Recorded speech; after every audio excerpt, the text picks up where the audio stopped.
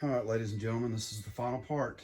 The saw is finished, but I'm not going to do the unveil yet. I figured I'd go over what all we did to the saw from front to back. So, it was my grandfather's, well, my great-grandfather. We already went over all that. And it was given to me after I finished the chainsaw from the last video, the David Bradley. And it's finally done. So, when we got it, it had all sorts of problems. I think I finally come to conclusion the reason it was parked was probably multiple things.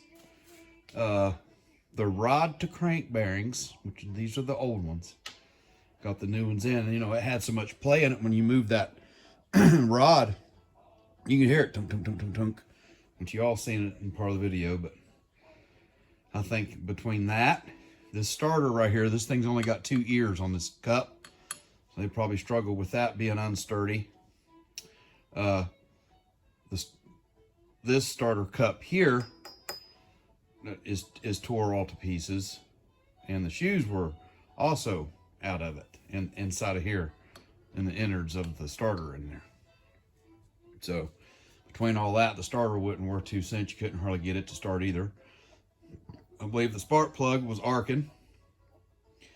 And the chainsaw bar adjuster. I got to looking at that. That thing's on its, literally on its last nub. We replaced that too. I think between a combination of all that, especially the way that the bar, there's little shims in there around the bar, and the bar itself just had some mawing to it from that bar adjuster probably. Between all them things going on, I believe that's why it was parked. So all that's replaced, plus we done a bunch more to it. So we got a new wreath right there. That's the wreath. This was the old carburetor, which, I think we went over that. This was the carburetor that was on the saw when Papaw gave it to me. This is not the original saw that went on the C7. The fuel inlet's on this side. Fuel inlet on the original one is over here on this side. Anyway, I got an original one. I put a carb kit on it. There's the old kit. Put that on. Got a new fuel filter on. Got new fuel line. I went ahead and just got a new air filter. And I also, we checked the crankcase pressure on it. We know that's good. Got us a new chain. Here's the original chain. Well, here's the chain that come on it when Papaw gave it to me. But this chain right here, I think I might have went over that with you too. That's an actual, they don't make those chains anymore. That's like a new on-shelf chain. That's what it calls for originally from factory. So that's neat that we got that. Fixed the spark plug wire. I took that twine I was talking about, real fine twine. That's it right there. And some ATV, and done some wrapping and fixed that up really nicely. Oh yeah, the oil tank. You guys seen that? We got a big new NOS fuel tank. Oh, this part's NOS too. This reads NOS. I got the bearing, the rod to crank bearings NOS. I got the rings NOS. So all that stuff is NOS. Same thing with the caps and the grommets. These little grommets that I pulled out of here. Put new grommets in. Those are NOS. New cap. Gas cap with the gasket. Those are NOS. The oil cap with the gasket on there. That's NOS. Got a big decal kit, new decal kit for it. Got a couple new gaskets on it that I put on around the carburation and stuff. New hardware. This is old hardware here. So for the drivetrain, we got some new clutch. Here's the old clutch. Got a new starter drum. Got a new clutch drum. The drum that goes around the clutch. And we got, so all that's brand new. What else do we do? Oh, here's this spark plug here. This is they don't make this plug anymore either. I got that NOS, which it's a Champion. It's not Homelite, but but I'm not going to use this plug. I did have it in a package. You guys seen it. And I've still got the original plug in the saw. Oh, that's right. We got us a tag and put on the saw. New tag. When I say tag, I mean the there's a metal piece that goes. It's a plate that it's like an identification plate or whatever. Got that all new put on. It's not new. It come off the old C7. It's not pretty, but here's what we primed with. Just automotive primer. That's what I primed with, and here's this UV clear that I cleared the tag with that I was just talking about. And here's the paint that I use, this high performance enamel.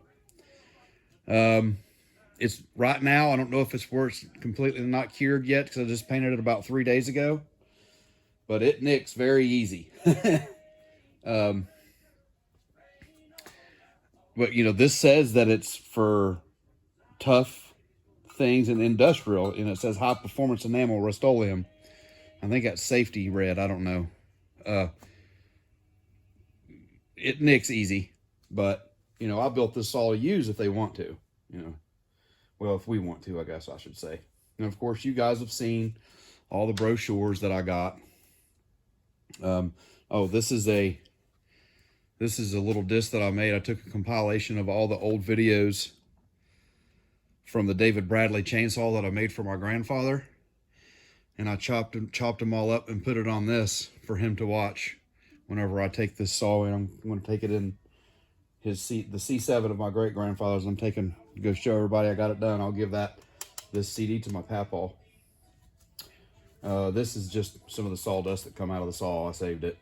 And then this is Wood and Strings album. There's a guy back home, Harold Brewer. He's all the way on the right there.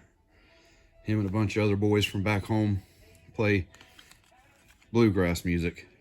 You know, I guess they've recorded with Ralph Stanley and some of the other big dogs. Yeah.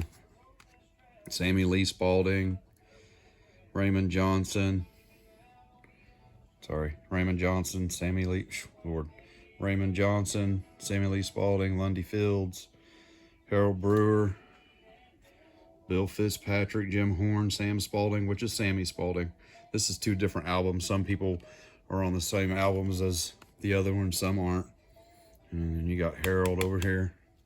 Anyway, Wood and Strings. There's another volume. There's 3 volumes. That's 1 and 3. After that, they kept playing after that too. But in the 4th volume, they kind of changed their style up a little bit. They went pure Christian, and Harold and them dropped out. So anyway, I'm getting off subject. But everything's nice on there. I put, oh yeah, got some new hardware that I put on there and everything.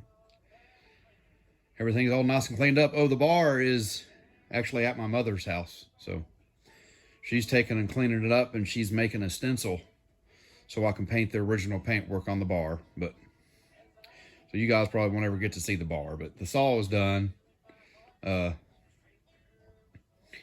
That's as much as it's going to be on the video. I'm just going to go ahead and reveal the saw to you, and after I do the reveal, I'm going to show you the before and after. And after I do that, I'll probably maybe showcase the saw a little bit, show you some stuff on it. Hope you guys are liking the video. Next video is who knows what it's going to be, but I'll make another one doing something. Here goes the reveal. So I headed down the road less traveled, straight and narrow all the way.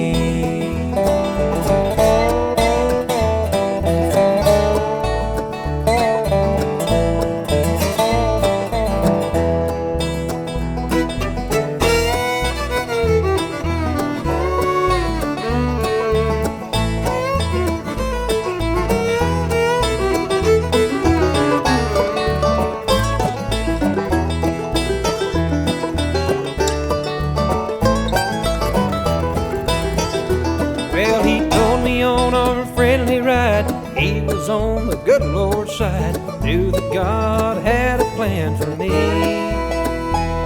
But there in a straight stretch of the road.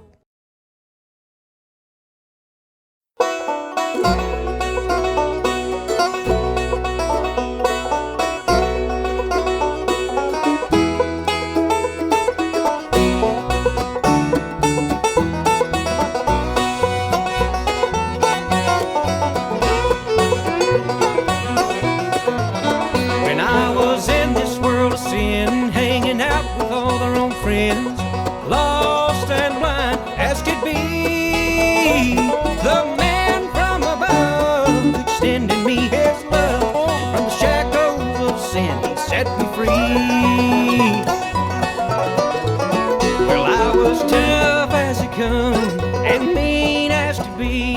Thought no one could bring me to my knees. But suddenly the breath was taken out of me, and my knees didn't seem like such a bad place to be. I don't deserve a mansion and glory, but he built me one anyway. It's a waiting there for me as I cross those golden streets, and I step inside those pearly gates.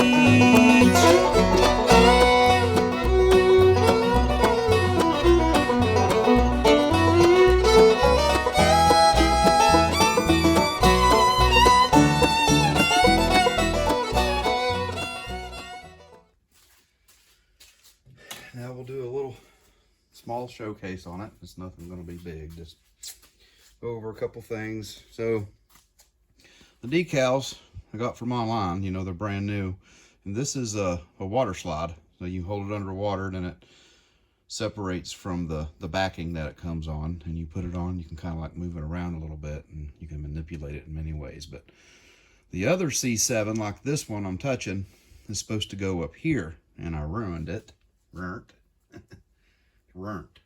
Anyway, I'll order another one of them, and I gotta paint this Homelite white and these straps on this white, and then I'll put the bar on it. Oh, I put these high-lows on backwards. Well, not backwards, that's the way they come. I should have cut that in half and put them on a different way. So got to do that. And then the clutch that I ordered, I believe, is a little thicker than the other one, unless the clutch that was on it when I got it was different than OEM, and so was the other hardware that went with, you know, holding the clutch and the clutch drum and everything all together. I don't know how different it would have been. It was pretty close to the parts diagram that I was using, but anyway, the new clutch that I ordered, which I showed you the one clutch, I ordered one and it had bluing on it. That's the one that's actually on it right now, because the other one that I ordered that was supposed to be OEM was not the correct clutch. I'm sorry, not clutch. The clutch wasn't OEM. The clutch drum. The clutch drum is on it now. You guys have seen the one that had the bluing on it. So I ordered another one, and that clutch drum was not correct. So I want to eventually, I'll probably get an OEM clutch, OEM clutch drum and all the hardware, and go in there and redo all that one time, sometime or another. And of course, you know, I'll put the decal on, and I'll do this little bit of painting on it. And other than that, this thing should be stout as a mule, ready to go another 60 years. Everything that's on her should be good to go. Oh, and the fuel line, I need to get a little bit better fuel line. That one that I got from AutoZone, it's just flat out horrible. Horrible line. You can't bend it at all without putting a kink in it, and just not good. Anyway, that's some things that I'll eventually do to it, but right now, I mean, you can run this sucker like it is, you know, wide open, and I think it would be just fine as long as that clutch don't cause an issue in the clutch drum.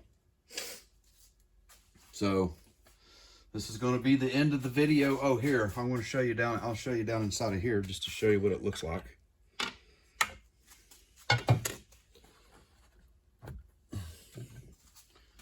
Looks good in there. Hang on, I'm going to move this so it's going to shake a little bit. Sorry for the shakiness. Yeah, it looks good down in there. Trigger mechanism. Here's the oil pump. My great-grandfather hand-whittled.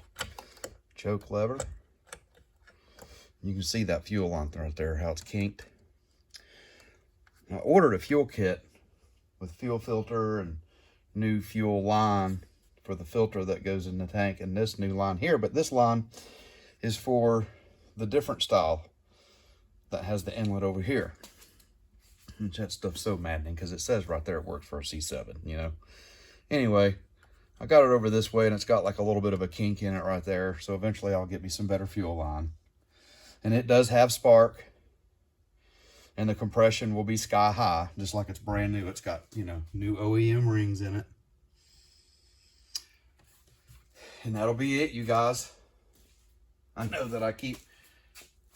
know this video was supposed to have been a start and run and all that, but this thing was built to run, and that's what I'm going to tell everybody when I take it back, because I'm taking it home and showing it to everybody this weekend, back home to Marbone, Kermit, West Virginia. So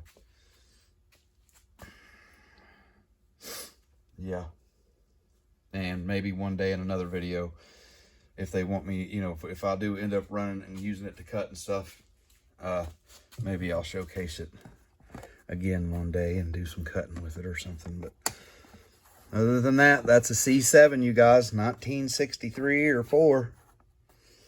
I mean, this video should pretty much show you any and everything that you would ever need to know, or at least get you to where you need to be with everything down in the comments section down there with all the videos and everything. Yep. So if this helps you, I hope so. Thank you for watching, and hopefully everything will be good for you with you and your C7. See you in the next video. Take care.